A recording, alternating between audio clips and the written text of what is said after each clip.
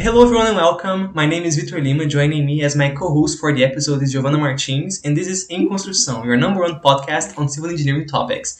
Today is our 52nd episode of Em Construção, where we'll discuss the importance of ergonomic analysis for the construction industry and the importance of virtual reality for more accurate results.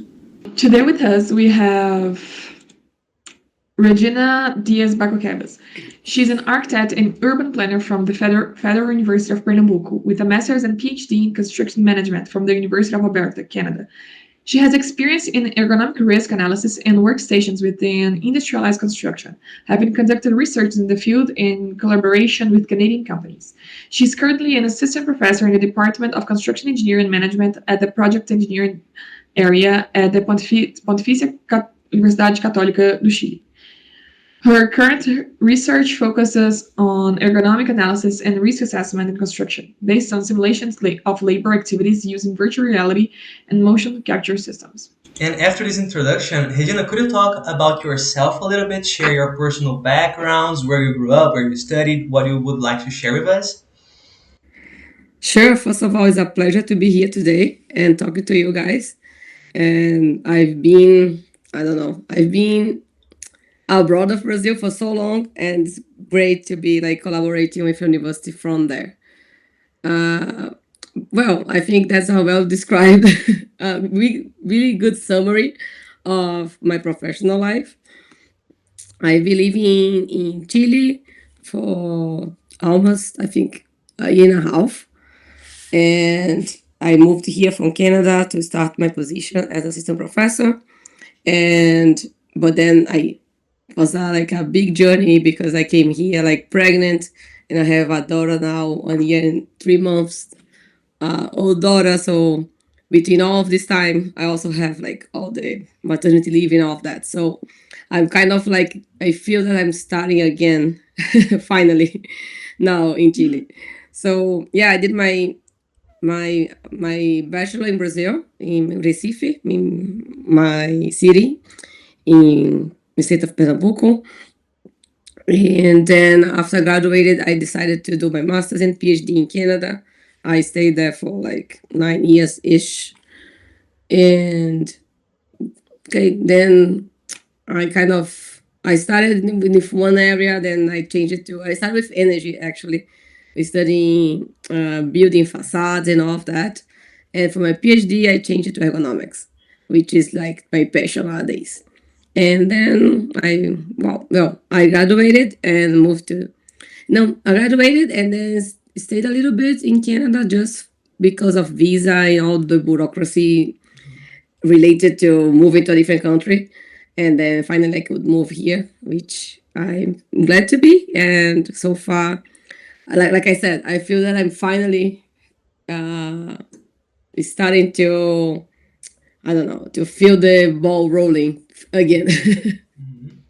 Amazing. All right, Regina, thank you so much for that. And guys, before the questions, I'll just give a contextualization for our topic, okay? So, the implementation of new technologies requires ergonomic considerations due to the frequent transformations in the relationship between humans and work, driven by technological development, new demands, and the needs of production processes, as well as consumer market interactions between the product and the user.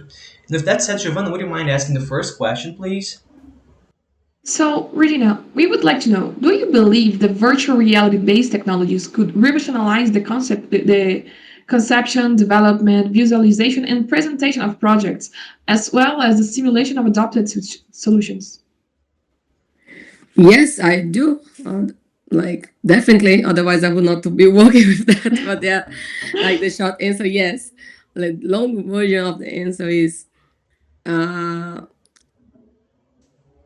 I love to work with virtual reality, but for sure we need to make some comments about how to use it in a good way, right? Because if a lot of people think, if you try to do something with virtual reality, it's going to take too much time to develop the models, for example, and can be so time consuming, and then you have to have the technology, which is a little bit expensive, and all of those negative aspects, let's say. But then when you start to actually work with it, you'll see that the time that you think that you're gonna need to do a model depends really of what you're gonna be using this model for. So if you're gonna be using to visualization, if you're gonna be using for teaching, if you're gonna be using like in my case that I use for ergonomic analysis, that really is gonna determine how detailed this model needs to be and how much time you're gonna need to spend doing like modeling it, and also the technology that need to buy it. So I do agree. I believe really that we should be using it more, especially for visualization. And nowadays, I have a project not so related to ergonomics, which is a project with Professor Beda. That you guys talked with him, I think, last episode. It's exactly like to use virtual reality to teaching. So we're going to be using that in a course, so students can have a better visualization of some of the concepts, especially related to industrialized construction, because most of them, they are not familiarized with that. So when you see that like in slides and all the traditional material, you need to imagine things but you don't know how to imagine it because you've never seen it. So the idea is to bring like virtual reality to try to bridge that gap. So instead of bringing all the students to a factory, for example, or to a site, trying to do that in our classroom using virtual reality. So that's one example of using it in a more like practical way, not really related to the industry, but it's still related to our field, construction. All right, and Regina, we have two topics today, and I have two questions, one for each topic. The first one is it's pretty basic, I guess. So our first topic is this ergonomic analysis for the construction industry, and what exactly is it? In which areas, in which ways can we see this ergonomic analysis in the construction industry? Okay. Well, when we talk about ergonomic analysis, there is a lot of different aspects that we can be analyzing in those analyses, right? So in my case, what I focus on is mostly the postures of the worker. So how basically bringing them one step back. Ergonomics is exactly this relationship between us, the human beings, and the environment. So in our case, that are focused on work environment, so basically how the humans interacted with their workplace. And this is a broad concept, so that I could be analyzing many different things. I could be analyzing the lighting or noise and accessibility, all of that. In my case, I focus on the postures of the worker. So, for example, if they need to bend too much in order to perform a task, if they need to extend their arm too much. So postures that if they do that many times during the day, in the end of the day, that can cause some kind of injury related to the muscles. That's basically the field that I work on. And I use virtual reality to simulate scenarios that I don't have in the real life. So, for example, if I go to a factory and there's a workstation there that's based on historical data, we know that workers are being exposed to ergonomic risks because we have a lot of complaints of back pain, for example. So I know that I need to do something to improve the ergonomics of that workstation, but I may have a guess based on the observation, but I don't know for sure when I change things how they're gonna be impacting on actually reducing the exposure to ergonomic risks. So what I do is I propose a new design, and I do that, and I model this new design in virtual reality, and then I invite workers or students or people in general, and to perform this task using the lenses and all the controls and all of that, and I collect data using sensors, motion capture sensors, and by analyzing this data, I can verify if I actually had a reduction in the exposure to ergonomic risks. Because I don't want to go too much into detail, but there is some metrics that you have to analyze ergonomic risks and related to postures. and they are all related to the angles that we have between, for example, our forearm and our arm and our neck and our back. All these angles, they give me different scores, and I have a total score that gives me the level of ergonomic risks that I have for that specific posture. Summary. And then if I have this number for my station as it is nowadays, that's my baseline. So I have that. And if I have different models, like simulating different scenarios of improvements, I can compare this new number to the previous number and see if I had an improvement.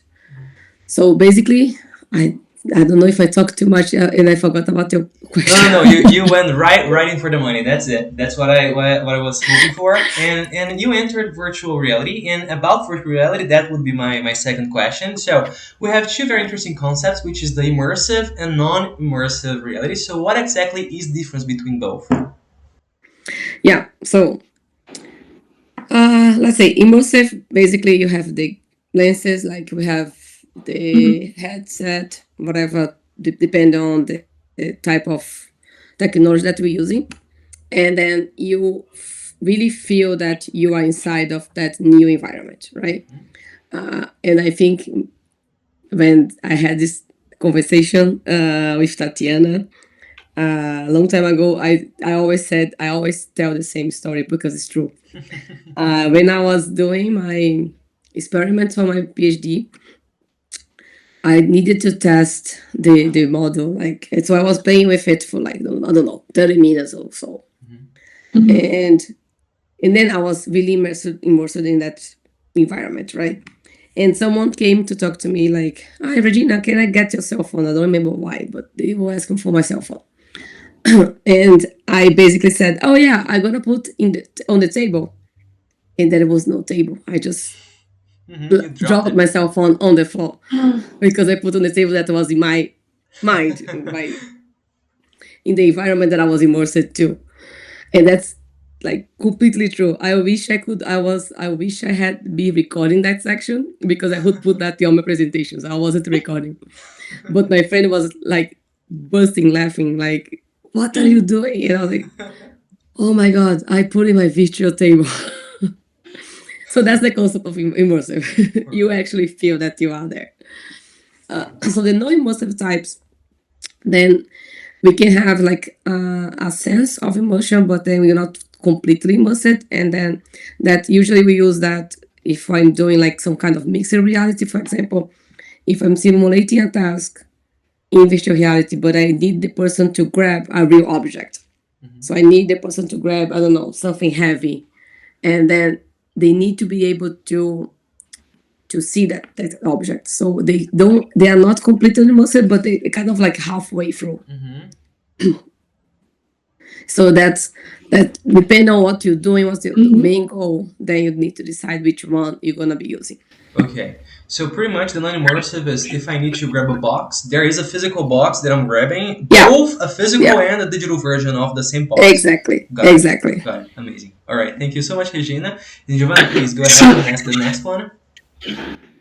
Regina, considering ergonomics, the specifics of the whole thing, are there situations, because they're a relatively new market, let's say, are there situations where virtual reality technology and its analysis are too costly? Because as it's a new technology and it's currently developing, it sometimes can get a little bit costly. Do you think it might make it unfeasible, even though it is already determined? Yeah, I completely understand the question, and my answer is I don't think it's unfeasible, and I think now every year that we have new devices and they get every year is getting cheaper to buy it. A lot of people, they actually have it just to play games at home. So I'm not saying that most of people, but nowadays it's not as expensive as it was 5 or 6 years ago. So I think now with the time passing, the technology becoming more especially now that we have a lot of things related to gaming. So because of this market, the price they're going down faster than than anticipated. And because of that, I don't think that's gonna be too costly. But no, but for sure, like it also depends a lot on where you are. For example, when I did my research in Canada, I would guess that a really good device would cost me, I don't know, like 1,500, something like that, like 1,500 Canadian dollars, something like that. For sure, the same device in Brazil is not the same price. Like, I don't know how they cost in Brazil, how much they cost, but I would say close to 10,000. Maybe for the same one. I can actually Google really quickly, but yeah. So it really depends, I think, also where you are, because when you are abroad, and Canada, US, that the devices, they are relatively cheaper, and then they also people have more power to buy this kind of stuff. Like the money is we have a strong currency of that, and that also is a factor that impacts on, to answer this question, to be honest. Like here in Chile, it's not as expensive as in Brazil, but not as cheap as in Canada, for example. But because of importation fees and all of that, it's way easier for me to buy it here than in Brazil. So, and yeah, basically that, like, really depends on where you are. But nowadays, usually, like with all the MetaQuest and all, there's so many options. When I started, sorry, we didn't have so many options, but nowadays we have so many. And it also depends on the complexity of the models that you're gonna be using, because then that determines also how powerful needs to be your device. But no, I think it's doable. Like, I think, unfortunately, in Brazil nowadays, I don't know, maybe to do research, if you have a good fund, and then you can do it. But for example, to do like consultation with companies, depending on the company, it's going to be tough to sell that you need to invest, I don't know, 10,000 reais to buy a device. Especially because it's not about buying one, it's about the scale, right? So, because if I want to do a training section in a company and I only have one helmet, that's going to take me forever to finish the training. So I would need to have more devices, and then, so it's all like about measuring how much you need to invest and how much you're going to gain from that. But I still think that's totally doable. Yeah. And in kind of a completion to Giovanna's question, yeah, there's this idea that we had in the past that everything virtual reality related was something that in the future would boom. And I really think that it is booming. And could you share a little bit with us about your experiences and what you've seen both in Canada and in Chile? If it is being employed in a large scale, or if it's similar to Brazil, in which very specific situations it can be used in construction industry. What can you tell us about it? Yeah, excellent question. Like in Canada, I for the place that I've been is a place that I've seen like use it more often. For example, there is a company there that they do. You know, these companies that they have when you have like a big commercial building that they do all the walls, all the partition walls, and all of that. The really high-end stuff. And if you go to the main office, they have like a huge cave, and they have a huge cave, and they do like, they put the helmets in it, they show the places around, and they do that like to, like, if my mom goes there, they would do that with her. It's not that they're doing that because I'm an engineer. They do that to everybody, so the people can feel the sense of being in a building built by them. And they have amazing stuff. Like with all the trade shows that they go, they take this with them. They have like a backpack. It's really compact system, and then you can check it out, like the cabinets, the different types of finishings. And I think that's the one that they doing when in the main office they have like a to make like a joke. They have like an elevator, and they ask people to stand out of the elevator, but there's a void, but there's no void, and people don't want to go. Just to break the ice, they have this. So that's like a company that they use that daily basis just to sell the products. That was in Canada. Not related to ergonomics, but it's still related to construction. At university, we had like some traction in research with virtual reality. Here in Chile, too, like there's some research. Like that, at least 2 other colleagues of mine that are working with virtual reality, and they have interaction with the industry, and with using also 2 different things. Like I have one colleague that's working more to visualization of data, and other that works with construction coordination, so having collaboration, virtual meetings, for example, for collaboration. So revise a project, people from different places go inside the same project at the same time and can revise the project. And to be honest, I don't know how the marketing in Brazil is, because I've been out for 10 years. So I have conversation with colleagues, and I've been to conferences in Brazil, but I don't feel confident to reply to that question about the Brazilian market, because what I can say is that I was working a project with a professor in Brazil related to virtual reality. And unfortunately, for example, the company did not go for the investment. So the idea was to have not virtual reality, it was augmented reality.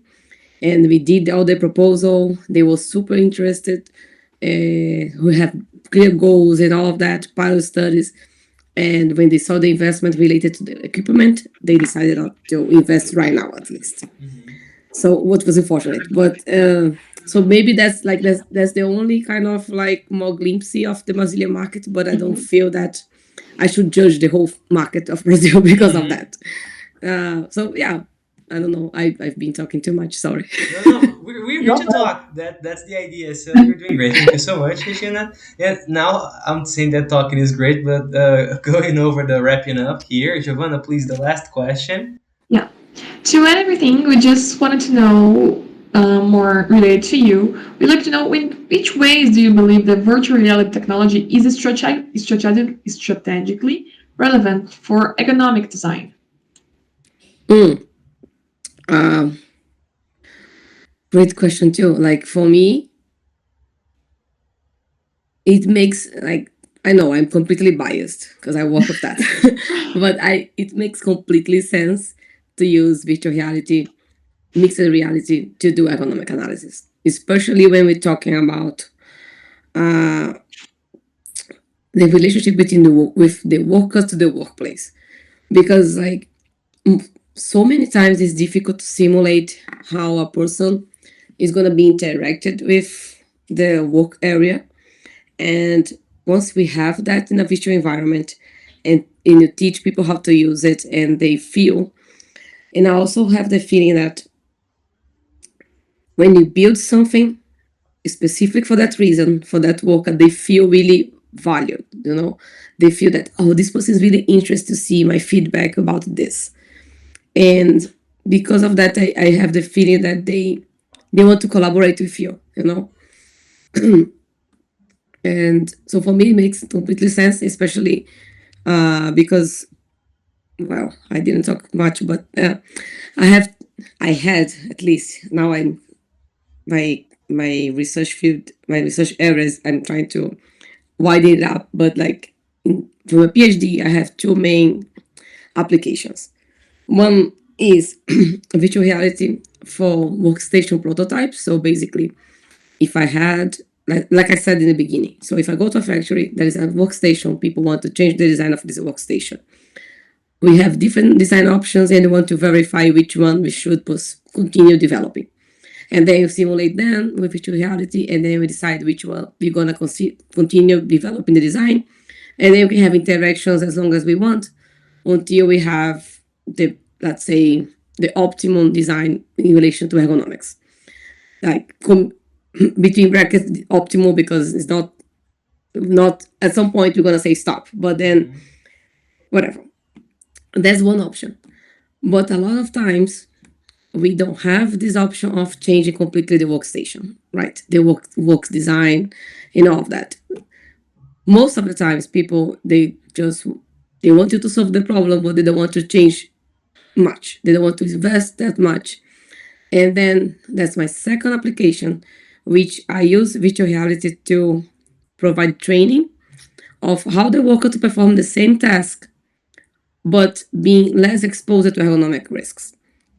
So basically, I use the data from this person using the motion sensors.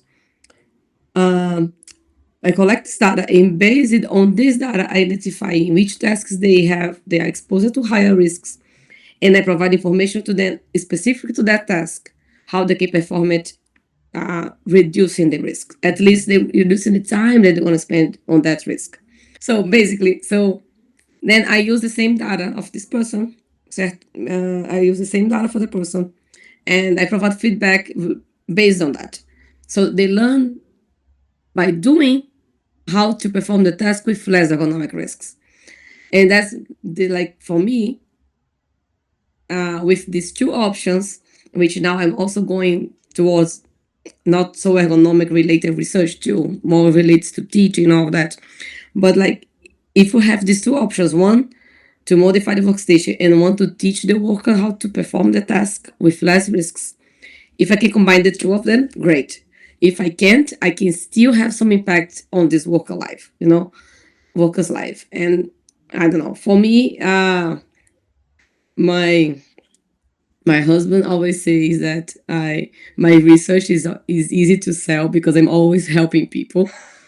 Nice. And I really believe in that. My main goal is to, in the end of the day, to help the worker to have a better performance of the work, but also to feel better, to go home and to enjoy the time of the kids without pain. I don't want to be like the person that's gonna save the world, but I feel really great when I can have some kind of impact in the person's life, not only on how they perform the task, but in their life, reducing the time that they're gonna be, I don't know, with pain in the back and hand or anything. Because when I was doing architecture, I had so many injuries in my hand because of my work area, so many that nowadays I know that because I had a disaster as a setup. My table was terrible. My hand would be just in the edge of my table. Then I had a lot of all of that. Nowadays I know, I didn't know then. So based on that, I'm my main goal is always to improve the workplace ergonomics and reduce the risks that the workers are imposed to, basically. Yeah, the digital good Samaritan, pretty much. I'm not sure, but I also like to do research and consultation and make money. Sure thing. And Regina, thank you so much. And with that, I think we can already wrap up the episode. We've asked you all that we wanted. So but once again, thank you so much for your participation here with us. And we would like to give you the floor for a final message to our Brazilian and international listeners about the topic that we discussed today. Sure. Thank you so much for having me. And wow, well, I think my final message is if you're into this kind of technologies and virtual reality, augmented reality, ergonomics, I think that's a lot of opportunities in this field. Mhm. And so there's still a lot of place for research, for practical research, for all of that. And other than that, I would say I think that's the message that I did last time. In my career, for example, I did architecture. Nowadays, I am a professor in a school of engineering. I started my master's with energy, then I moved to ergonomics. And I don't know, people could see that and see, she doesn't know what she wants. But no, I was always trying to find my place and explore. So if you're a student and I don't know, if you're halfway through your degree and you have no idea what you're doing, that's normal and that's okay. But try to explore. Try to do an internship with something, do an internship in another thing. If you do a master's in something, I loved my master's. I did my master's in energy, and by the time I was really passionate about that. But then I saw that, okay, I feel good about this, but I don't want to work with this. And I was going for my PhD. I started to do research, and then sometimes things in life happen to you too.